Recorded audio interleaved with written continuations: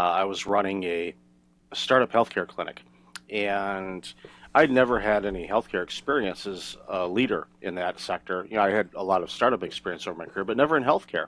So, I took the role. It was a big, challenging role for me, but I was really successful at it. But the problem was I didn't have boundaries around when I worked and when I didn't. So I was pretty much working 6 a.m. to 11 p.m. 7 days a week for a couple of years. Wow. And that is not sustainable. It just isn't. Our bodies are not designed for that.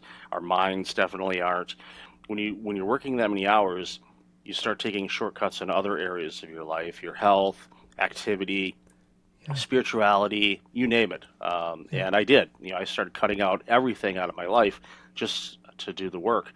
And in May of 2009, as you alluded to, that's what I like to refer to as my year of worst case scenarios. So over a Mm. year, I had a heart attack that should have killed me.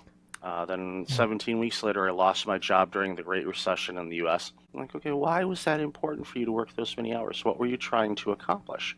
And just really dig into it, much like a therapist would if they were asking you a question. But Yeah. I was not working with a therapist at that point. So it was more of a self therapy type of thing. And Hmm. thankfully, I was able to come out of all of that and learn a lot about burnout. And then, went back and, got, like I said, I got the new role, was doing well with that. I was back in the same sector, the healthcare sector, ironically, because a sector that nearly killed me, I went back to it. A lot of people thought I was crazy to do that, but I was really successful. In the second go around, I went about it a whole lot better and was Yeah. successful, did a lot of great things during that time. But as I was, back in the swing of things and recovered from everything and rebuilt my life, I was looking at my peers in the healthcare sector, and this is 2014, 2015. Hmm. I was seeing a lot of my peers burning out. Yeah. Okay, this is not good. I started to warn them, going, "Hey, you do not want to do this. Believe me, it's not pleasant." So Mm. after that, I said, "You know what? I'm going to start writing about it." So I launched a blog, and then I started speaking at some healthcare events, just to kind of talk about and bring awareness to burnout. Again, this is 2015. Yeah. Burnout is the main topic of many healthcare talks now, but it wasn't Mm. back then. Yeah. So started doing all of that, and then from there, what choices did I do that created this? Okay, what can I choose differently that can hopefully correct this or improve the situation?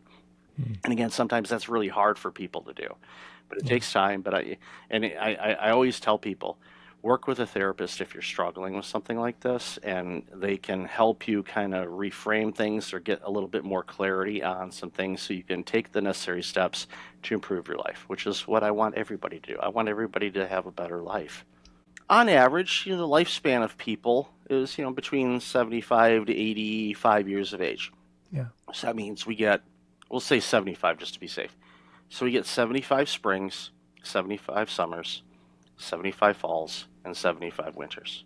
When you Mm. start looking at that, like we get 75 of them, Yeah. all of a sudden you start realizing that's not a lot. And I'm in my mid 50s now. Mm. So I got a whole lot less to go than I've lived, on average. And that's just Yeah. the reality of it. I'm not upset about it, but that's the reality of it. So Mm. for me, it's like, okay, do I want the last quarter or last third of my life to be a life of struggle, frustration, challenges? If I have any control over that, the answer, of course, is no. I don't want it. I want it to be the best period of my life possible. So, what do I Mm. need to do that? Well, if I'm Yeah. burned out, well, I'm not going to be living my best life. And that's why I bring awareness to organizations and individuals of what burnout is, what it looks like, what you can do to address it, both from a personal standpoint and also as an employer, what you can do to mitigate the opportunity of burnout running through your organization. So, I'm very fortunate that I, one, survived all that happened to me, but also I'm very fortunate that I get to help organizations and individuals deal with burnout and hopefully prevent it from happening in their lives.